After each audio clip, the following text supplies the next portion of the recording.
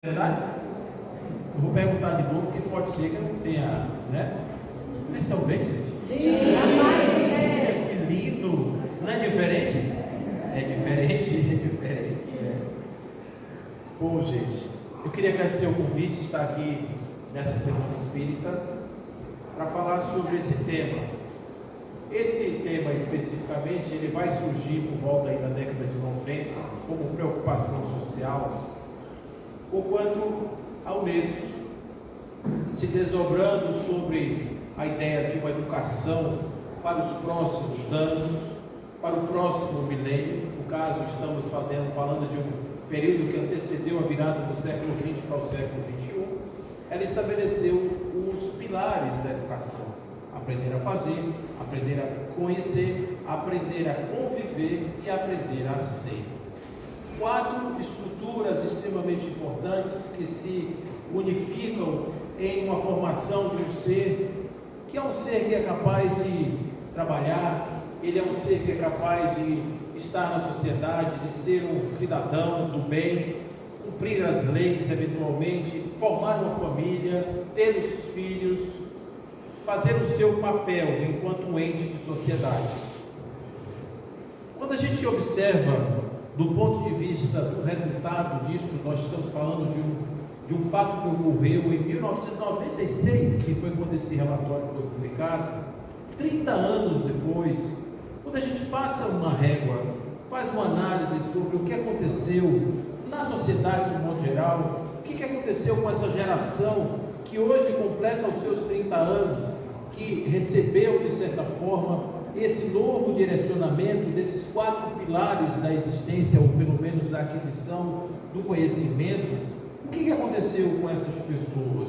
A pergunta eu faço para vocês: vocês acham que verdadeiramente essas pessoas estão imbuídas desses 4 pilares? Um de cada vez. Vocês acham que realmente estão ou não? Sim ou não?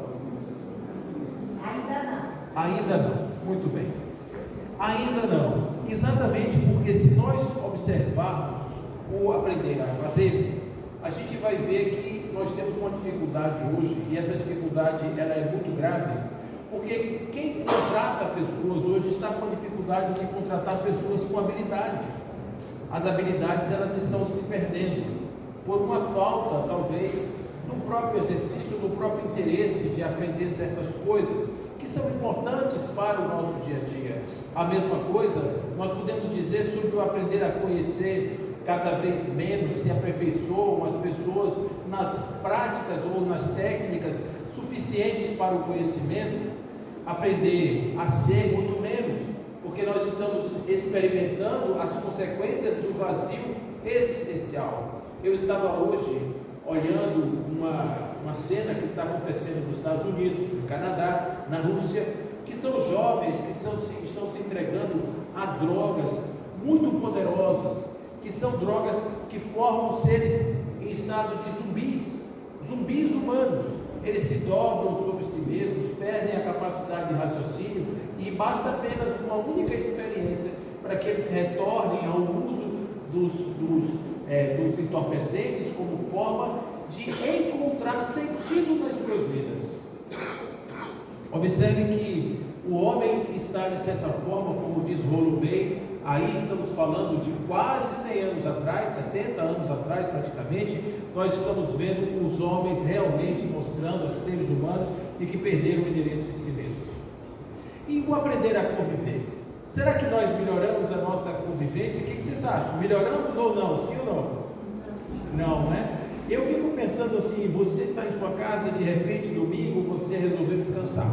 Você trabalha a semana inteira, afinal de contas, você tem um final de semana que é seu. E aí você chega na sua casa, se tranca no seu quarto e o seu vizinho resolve colocar aquele som.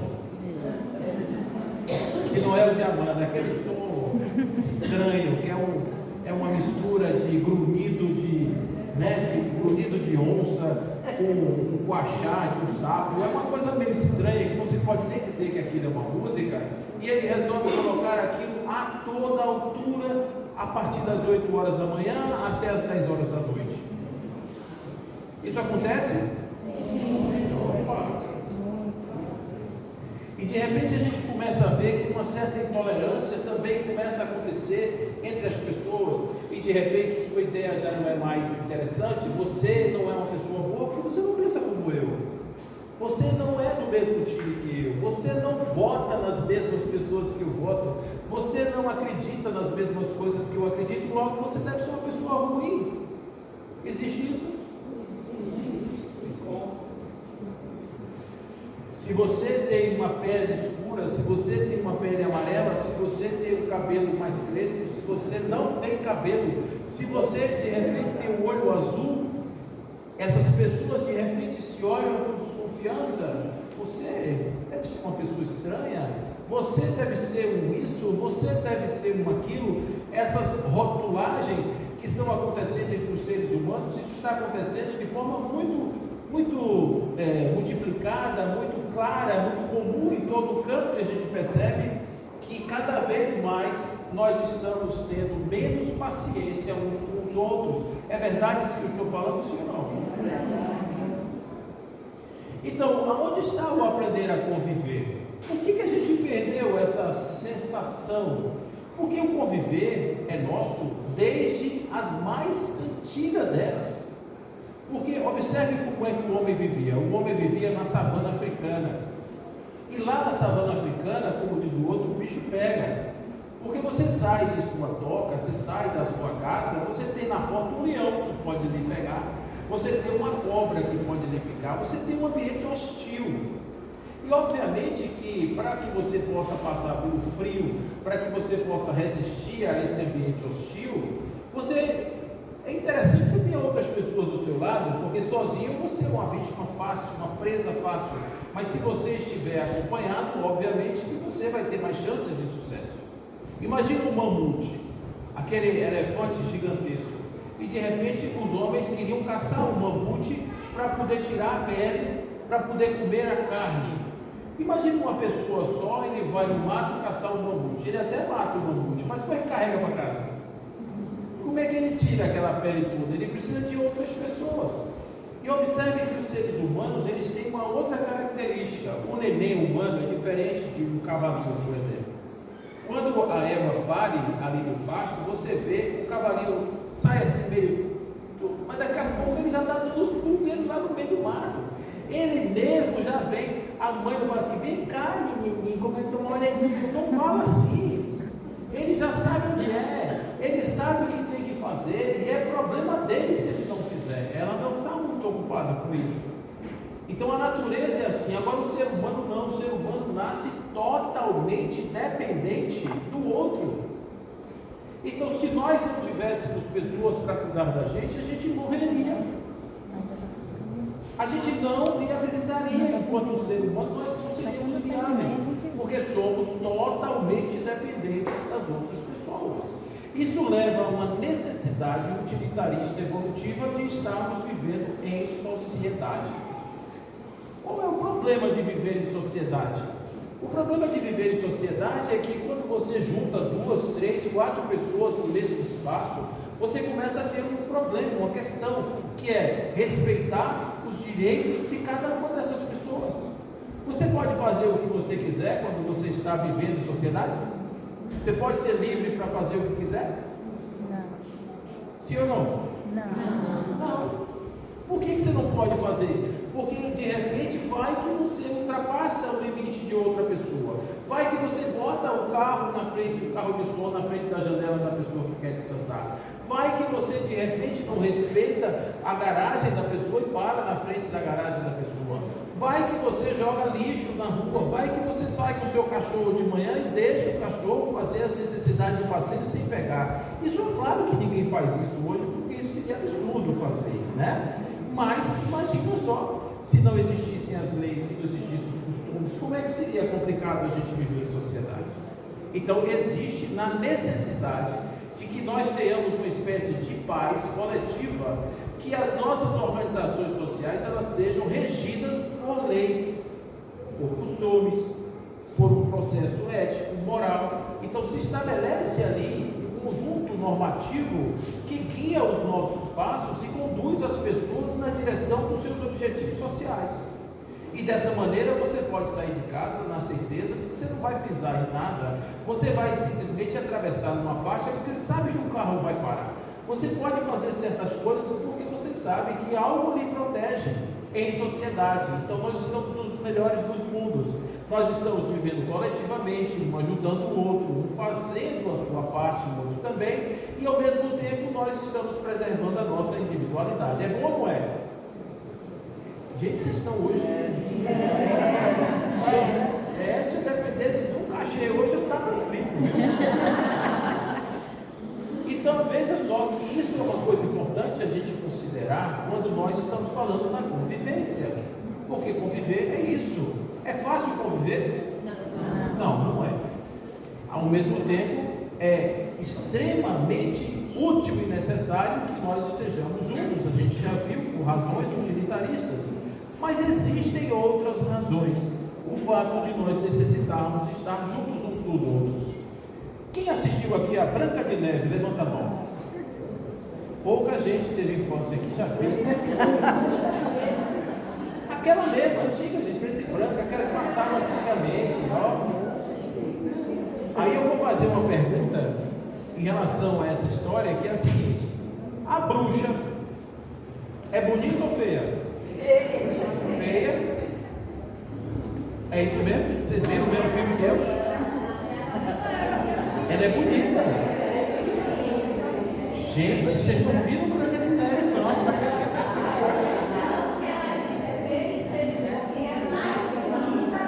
Olha aí, ó. Ela fazia uma pergunta porque ela sabia que ela era bonita. Ela pergunta: espelho meu, tem alguém mais bonita do que eu? E o espelho dizia o quê? Calma, a Branca de Neve aparece depois. Enquanto ela está sendo abastecida pelo seu espelho mágico, ela é bonita. Por quê? Porque o espelho valida as suas crenças. Olha que esses filmes, minha esposa fica muito zangada comigo, ela diz: você está criando história até nas histórias infantis. Mas se o povo escreve assim. Quando C.S. Lewis escreveu Nárnia, aquele leão é Jesus. Vocês sabiam disso? A história de Nárnia, aquele leão que morre e tal, é Jesus. E porque ele era muito católico, ele escreveu aquele livro para contar a história da religião ali, mas ninguém vê. Eu estou falando que essa mulher, ela vivia como espelho, olhava para o espelho e dizia: espelho meu, e o espelho dizia: não, você é a pessoa mais linda do mundo. E ela ficava toda cheia de si mesma. E eu pergunto a vocês: se não existissem outras pessoas no mundo, essa mulher ia morrer achando que ela era a pessoa mais linda do planeta. Se ela nunca tivesse encontrado com ninguém, ela ia achar que ela era a pessoa mais linda do planeta. Mas ali aconteceu um negócio estranho, porque na vida da bruxa apareceu Branca de Neve. E teve um dia que a bruxa foi validar-se, né, na sua internet, na sua rede social. Ela foi lá para receber o seu like, e aí o espelho disse: olha, tem uma pessoa mais bonita que você. Acabou com a bichinha. Arrasou a bruxa. Imediatamente ela colocou para fora aquele lado extremamente mau. Ela se transforma verdadeiramente no que ela é. Aí ela vira uma pessoa muito estranha, porque ela tem um nariz grandão, ela tem uma verruga na ponta do nariz, usa aquela roupa escura, toda envergada. É realmente uma figura estranha, diferente daquela que era antes da validação do seu espelho. E ela manda o caçador fazer o que com a Branca de Neve? Matar e tirar o coração. Isso aqui eu fico pensando assim: como é que a gente cresceu com isso e a gente não morreu, né? Tem uma história infantil que diz que a mulher arranca o coração da outra porque está com ciúme. Imagina, gente. E eu sei é que essa bruxa, ela se transformou. Branca de Neve fez com que a bruxa entrasse em contato com a sua verdadeira essência. Vocês estão entendendo que para que a gente possa se conhecer, eu não posso me conhecer sem ninguém, eu não posso me conhecer sem o outro, eu preciso que o outro esteja na minha vida para que essa referência, essa relação, esse tato, esse trato e o tato possam me trazer a ideia de quem eu verdadeiramente sou. Porque se eu tiver essa referência cruzada, eu serei aquilo que eu quiser ser, eu serei aquilo que eu penso ser, eu serei o objeto das minhas ilusões, das minhas fantasias, e eu não tenho absolutamente nenhuma possibilidade de mudar isso, porque não é legal. Você está se sentindo o máximo, você está se sentindo a Coca-Cola toda cocada, toda pronta, e de repente você chega lá e diz assim: olha, eu não sou essas coisas todas não, baixa a bola. É fácil fazer isso? Não é fácil. E aí quando essa outra pessoa aparece na minha vida, ela começa a ser um espelho invertido, e ela começa de repente me dar feedbacks negativos ou outros referenciais, que a minha consciência começa a pensar a respeito desses feedbacks que eu recebo dessas pessoas. Olha que legal, o ego, ele tem uma mania estranha de não se olhar. O ego não se olha. O ego simplesmente, embora seja a referência do personagem, a referência à centralidade da consciência, ele não se olha, ele não tem a capacidade de fazer essa análise, porque toda vez que ele vai fazer isso, ele sempre poupa o freguês de qualquer sofrimento. Ele sempre muda o significado das coisas, para que você não sofra. A finalidade dele é aliviar as pressões que estão sendo trazidas para o aparelho psíquico da pessoa. Então não existe um hábito natural, pelo menos essa não é a nossa condição natural, de a gente fazer isso habitualmente. Então o que a gente faz? O ego vai para o cinema, e ele começa então a se projetar no outro, e aí a gente começa a ver no outro coisas que a gente não gosta na gente. E essa não gostar no outro começa então a ser aquela acidez, aquela crítica muito forte que a gente faz, principalmente com aqueles que se parecem um pouco conosco, aqueles que estão mais próximos a gente. A gente usa de uma espécie de crítica como se a gente estivesse num lugar diferente, e ao negar aquele comportamento do outro, é como se eu, de certa forma, dissesse para mim mesmo que eu não concordo com aquilo, embora aquele comportamento esteja em mim. Existe uma máxima na psicologia que diz assim: incomodou, doeu, leve para casa que é seu. E aí o que a gente faz com essas pessoas? Vocês conhecem, não sei, eu acho que não, porque aqui vocês são, com certeza, vocês já são espíritos quase iluminados, vocês nunca passaram por isso. Mas vocês já conviveram com alguém que tem o apelido de estrupício?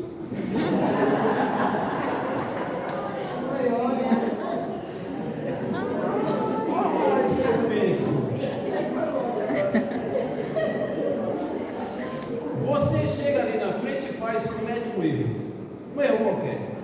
Aí chama um amigo, o amigo vem, pega você e diz o quê? Fica tranquilo, não tem problema nenhum. Olha, o jornal de hoje embrulha o peixe de amanhã. Fique tranquilo que isso, todo mundo faz isso, que bobagem.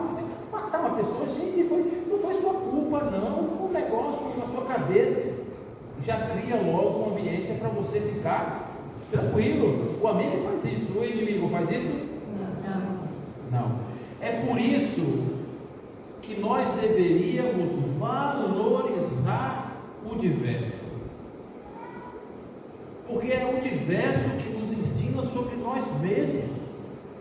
O que concorda, ele não nos ajuda, porque ele ainda é o espelho da bruxa que está validando as nossas crenças. Ele fala o que a gente quer ouvir, ele diz o que é mais confortável para nosso estado emocional, e a gente não consegue ter o mínimo de verdade nas nossas relações, porque elas são sempre polidas por um verniz de uma falsidade, que não é uma falsidade ruim, é uma falsidade que termina aparecendo por uma suposta intenção de agradar, mas que no fundo é um grande desastre do ponto de vista da relação humana. Como é que você vê uma pessoa que está eventualmente num equívoco pessoal e você não consegue dar um feedback para essa pessoa, não consegue dar um retorno para essa pessoa, que seja algo que essa pessoa possa de repente abrigar no seu mundo íntimo e fazer uma reflexão sobre possibilidades de melhoria? é a linguagem, é o uso da linguagem correta, que ao invés de criticar, ao invés de destruir, ela constrói, na medida em que ela não deixa a pessoa livre da ignorância. Ela não fica presa, melhor dizendo, à ignorância, tira a pessoa da ignorância. Olha, a caridade tem 3 coisas importantes. A primeira é a benevolência para com todos. E eu vou fazer uma pergunta aqui para vocês, importante: o que é benevolência? O que é o quê? A benevolência. Bondade. Bondade. Mais alguém? Benevolência. Compaixão. Compaixão. Paciência. Paciência. O que mais? Benevolência é Amor. amor. Sabedoria. Hã? Sabedoria. Sabedoria. Olha, a benevolência é tudo isso, mas só que ela se resume a uma coisa: a vontade de fazer o bem. O fazer o bem é a beneficência. A benevolência é a vontade de fazer o bem. O perdão das ofensas, é fácil perdoar? Não é fácil perdoar. Mas a indulgência, o que é? A indulgência é você separar o ato do ator. É o que eu estou falando. A pessoa errou, ela eventualmente vai ter as consequências dos seus atos, mas ela é um espírito imortal, ela é um ser que precisa ser esclarecido, que precisa de força, que precisa de capacidade de soerguimento. Então, observe que a caridade pede que nós sejamos capazes de dar retornos às pessoas, mas que sejam retornos acolhedores, que permitam a essas pessoas refletirem sobre os seus atos, sob pena delas fecharem a porta do entendimento, a porta da razão, a porta do sentimento, que essa porta fechada impede que qualquer palavra que você vá falar, simplesmente ela alcance os seus objetivos. Então, se você começa falando com alguém, já gritando, você está fechando as portas, a pessoa não vai te ouvir. Não vai te ouvir e vai voltar ali, vai devolver a violência com outra violência, e não há entendimento. Tem uma amiga minha que ela se chateia por tudo. Um dia eu virei para ela e disse assim: Juju, você quer ter razão ou ser feliz? O que você quer na sua vida? Porque parece que você não está querendo ser feliz só para você poder justificar seu ponto de vista. Às vezes você está errado. Pronto.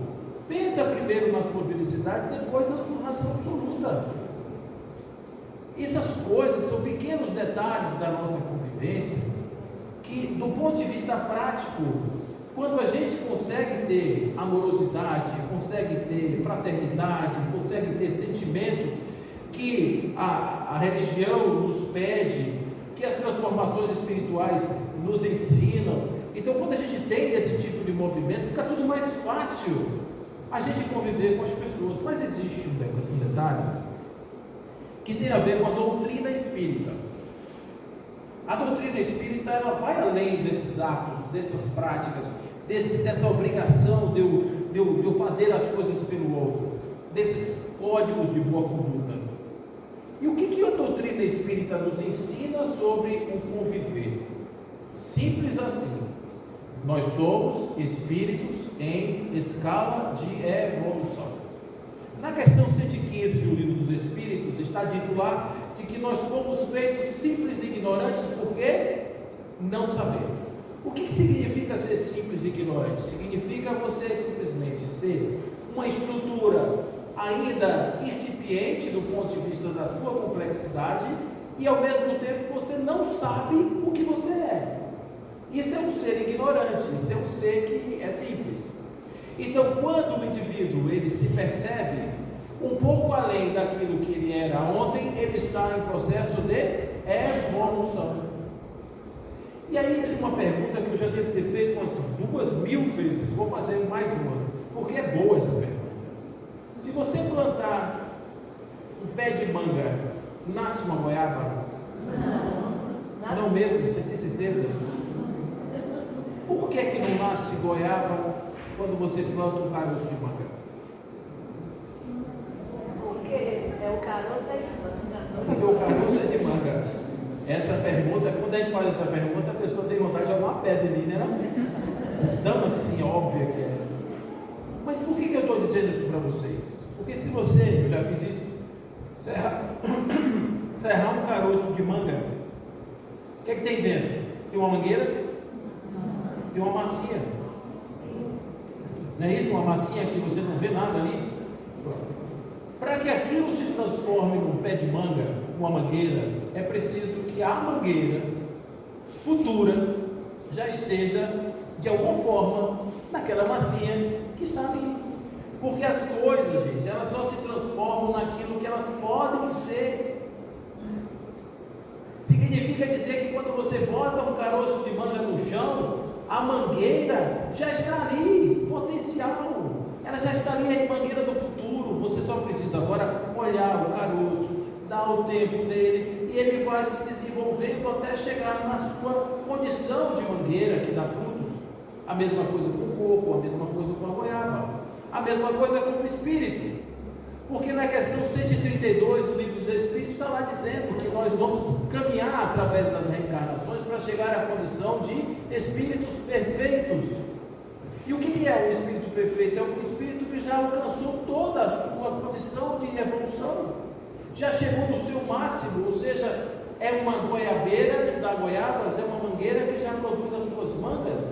O espírito perfeito é aquele que passou por todas as etapas do seu desenvolvimento e hoje ele consegue dar os frutos que ele consegue dar enquanto na sua condição de espírito.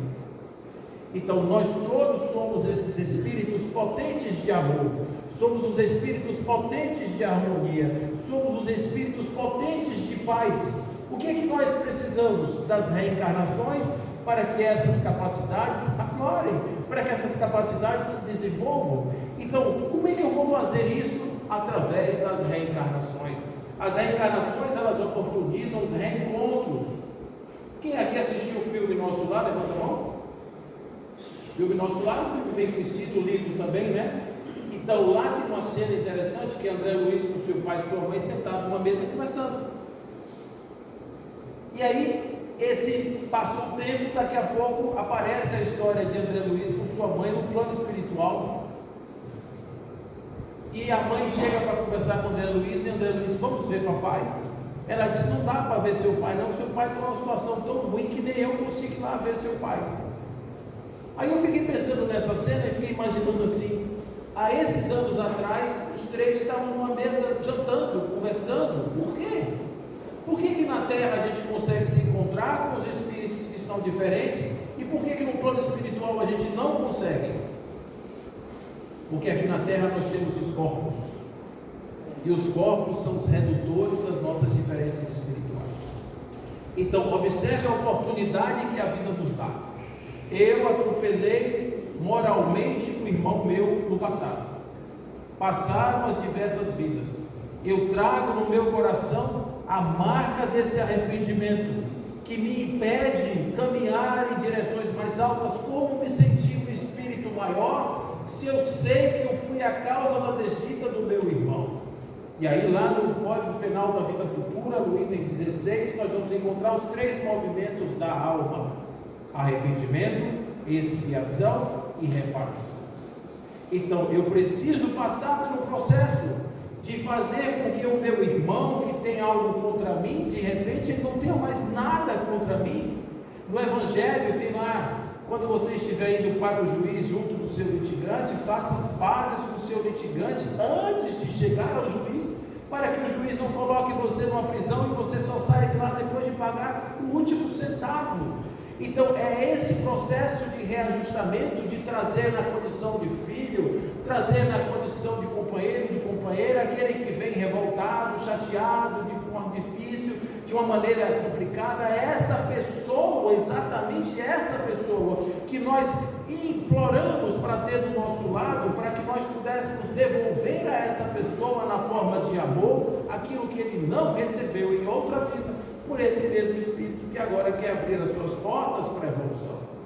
Então é a bênção de Deus que nos oferta a possibilidade de estarmos aqui na Terra convivendo com os diferentes, E aí tem uma situação que eu chamo de Olimpíada de Anão, que é o seguinte: você tem ali um ginásio onde está acontecendo uma Olimpíada desses artistas, desses atletas novos, que são todos muito grandes, que fazem coisas espetaculares, e aí o povo bota lá as barras, 2,60 m de altura, o cara vem tranquilo, dá um pulo, cai do outro lado, 4 metros, aquela outra 6 metros, 8 metros, aquelas coisas grandes, imensas, e eles fazem essa sua Olimpíada uma semana depois, vai ter uma Olimpíada de Anão, nesse mesmo lugar.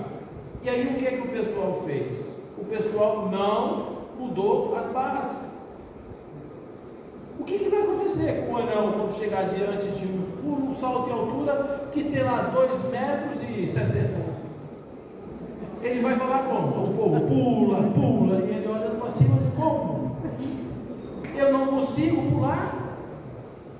E aí quando você pede que alguém faça alguma coisa que ele não consegue fazer, isso gera o quê?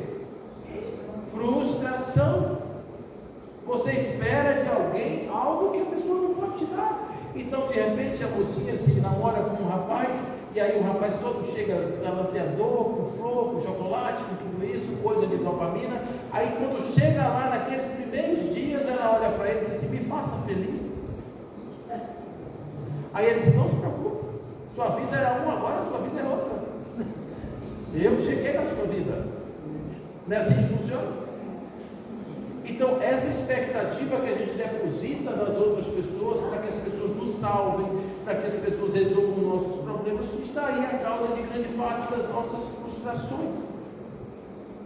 Então, a viúva que chega diante do gasofilácio, que é aquela sala daquela bolsa de ofertas, ela tira uma moedinha e bota.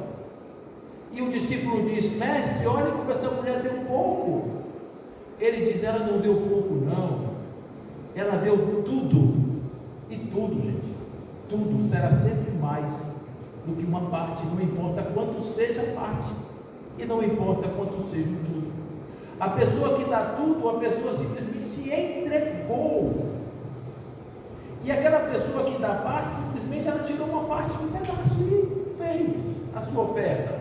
Não é o valor, é a intenção. Então você imagina o seguinte: do ponto de vista espiritual, existem espíritos evoluídos como vocês, existem espíritos ainda nascendo no primitivismo como eu. Imagina que de repente nós estamos convivendo, e você olha de repente, vê aquele rapaz falante e diz: nossa, esse rapaz vai mudar, vai transitar o planeta Terra. Não, meu Deus, eu não consigo nem transitar minha casa, quanto mais o planeta Terra. Então o que vai acontecer? Nós vamos ter um choque de expectativa.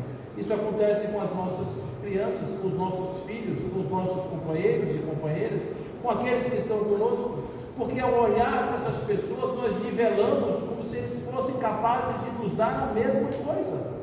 Existem filhos que podem dar 5, existem filhos que podem dar 8, existem filhos que podem dar 1. O que nós temos que observar não é o quanto nós estamos recebendo, mas o quanto isso que estamos recebendo está diante das possibilidades desse nos ofertar. Porque às vezes um espírito desse vem aqui, mas ele não consegue amar, ele não consegue fazer, porque ele tem limitações ainda no seu processo evolutivo. Então, é óbvio que para essa pessoa a régua tem que ser diferente. E na sociedade, como é que a gente faz? Observe, existe um negócio aí chamado normal. Vocês sabem o que é normal, né? Porque todo mundo cobra isso daí. Você é normal? Você é normal. Você é normal. Isso é normal. Isso te ouve falar isso o tempo inteiro. O que é normal? Uma coisa normal é uma coisa que está de acordo com a norma. É uma medida estatística. Tem nada de qualidade. Então, se você de repente tiver uma população de pessoas psicopatas, é normal naquele lugar as pessoas serem psicopatas. Então, o que é normal? É uma quantidade que predomina acima do regular. Então, o que chamamos de normal, muitas vezes, é um conjunto de hábitos, de atitudes que nós esperamos que a sociedade, de um modo geral, faça. Mas isso não quer dizer que seja bom. Então, por isso existe uma doença chamada de normose, que é a doença da normalidade. As pessoas tentando agradar, as pessoas tentando ser o que não são, as pessoas tentando fingir que são coisas que ainda não conseguem ser. Gente, o Espiritismo veio nos libertar disso.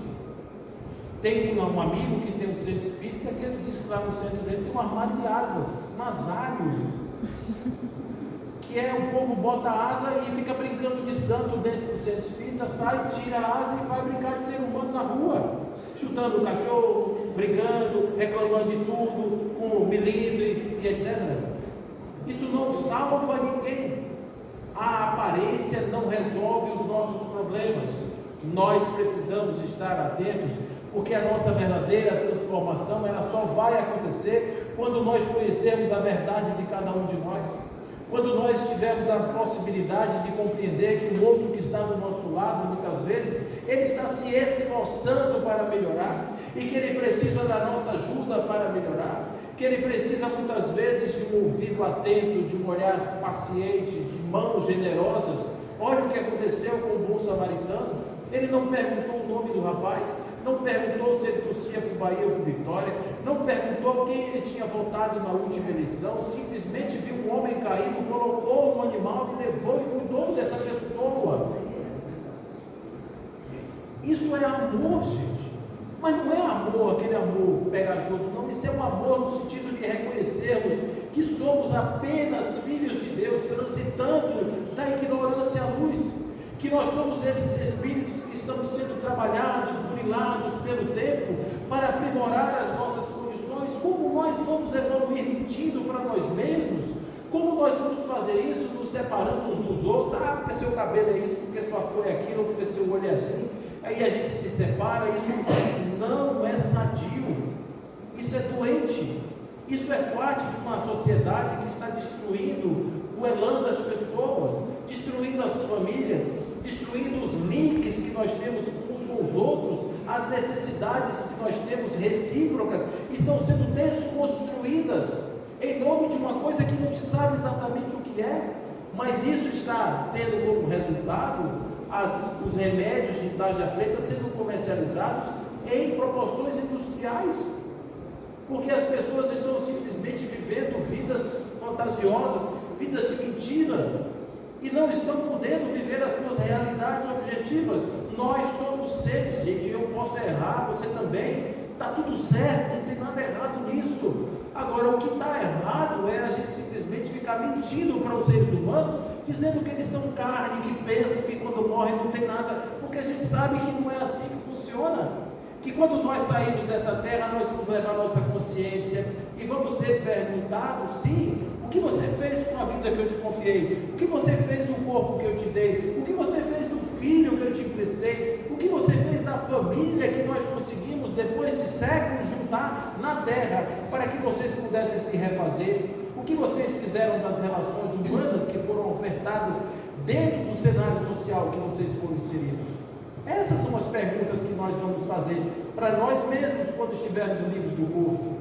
Quando olharmos as oportunidades todas que tivemos e aquilo que nós não fizemos em nome das oportunidades que recebemos.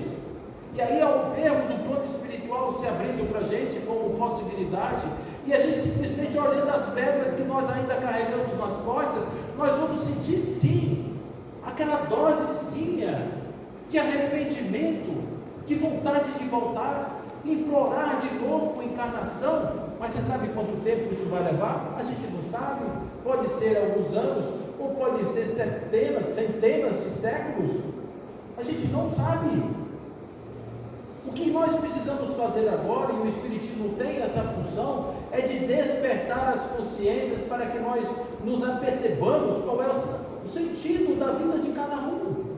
Você pode não ser um mestre, você pode não ser um professor, você pode não ser um guru, você pode ser uma simples pessoa vivendo sua vida simples, mas saiba que a sua vida simples ela é importante para você, é muito importante para você, e saiba também que ela é muito importante para alguém que está do seu lado, alguém que veio com você para compartilhar com você essa aventura da vida.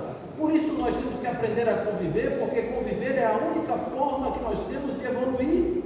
É a única maneira que nós encontramos para estarmos melhores hoje, mais do que ontem, menos do que amanhã, porque vai ser nesse convívio sadio, que nós vamos ter a possibilidade de aprendermos uns com os outros.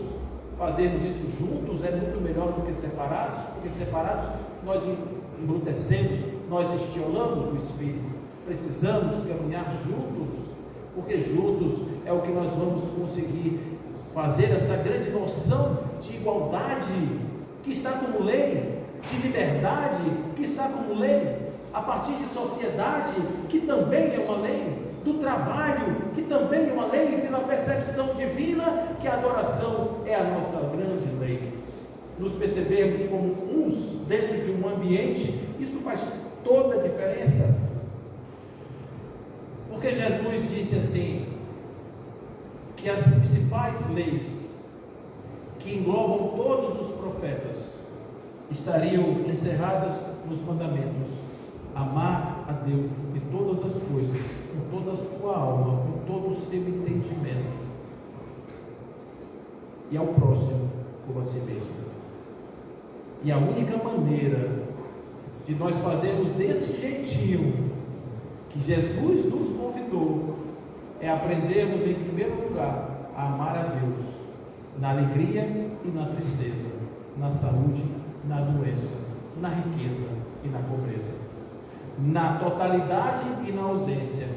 Amar a esse Deus que se esconde de todos nós e se apresenta na lua cheia, na flor que desabrocha no campo, no sentimento do amor da mãe pelo filho, no olhar carinhoso daqueles que se aproximam, da mão generosa daquele que ajuda o seu irmão, mesmo desconhecido. Deus se apresenta assim através dos seus, através da sua criação. E quando a gente aprende a amar a Deus assim, a gente olha para o outro e o outro deixa de ser outro e passa a ser apenas um. Eu e você somos um. Passa a ser apenas Deus se expressando por intermédio do outro. Então, como não amar o outro se nós estamos vendo no outro a expressão de Deus? Deus nós amamos, o outro passamos a amar quando enxergamos Deus no outro, assim como enxergamos Deus em nós mesmos. Esse é o amor que se espalha a partir de Deus, é a maior aquisição do Espírito, é a aquisição do amor, o amor universal, o amor que engloba, o amor que inclui, o amor que unifica, o amor que liberta. Conviver não é somente viver em paz, conviver é crescer, conviver é evoluir, por isso precisamos uns dos outros para fazermos essa tarefa. Vamos caminhar e eu tenho certeza que um dia nós vamos ter a possibilidade, sim, de vivermos num mundo melhor, de podermos sair por aí olhando os olhos vibrantes e iluminados dos nossos irmãos e os braços e os abraços fortalecerem uns e outros através dessa energia que se transfunde na forma do sentimento amoroso que vem do Pai Celestial. E o mundo deixará de ser um mundo de dores, de sofrimentos, de mágoas e passará a ser um locus de amor, um locus de paz. E nós teremos o privilégio, se assim formos merecedores, de viver num planeta lindo, colorido, diverso, cheio de possibilidades, cachoeira, banho de mar, suco de manga, gente, quindim, olha quanta coisa boa ter nesse planeta, com espíritos iluminados, nos amando uns aos outros, como Deus nos ama, que nos oportuniza na consciência a possibilidade de encontrarmos a Ele nas nossas digressões mentais e, acima de tudo, nos nossos encontros carnais. E é por isso que precisamos aprender a conviver, porque aprendendo a conviver, nós seremos sim um dia livres e amantes divinos, como devemos ser desde a nossa origem. Muita paz a todos.